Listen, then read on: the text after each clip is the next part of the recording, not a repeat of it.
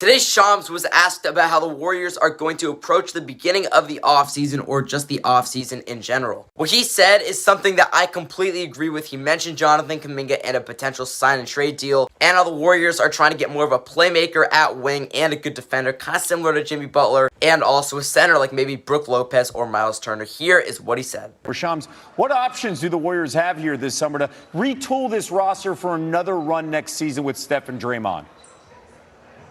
Kevin, the Golden State Warriors have up to 4 future first-round picks they can trade. They have tradable contracts, pick swaps as well. Sources told me in the last few hours the Warriors will be incredibly aggressive in the marketplace to go find help to continue to retool around their big three of Stephen Curry, Draymond Green, and Jimmy Butler. I'm told their priority is finding a playmaking wing defender or a center to add to this group. And a lot of it will come down to someone that Steve Kerr and the big three feel like will help this team and fits their culture and their identity. But one key player to keep an eye on this roster right now is forward Jonathan Kuminga. I'm told he's going to have a strong sign and trade market coming up. He's an exciting young wing player.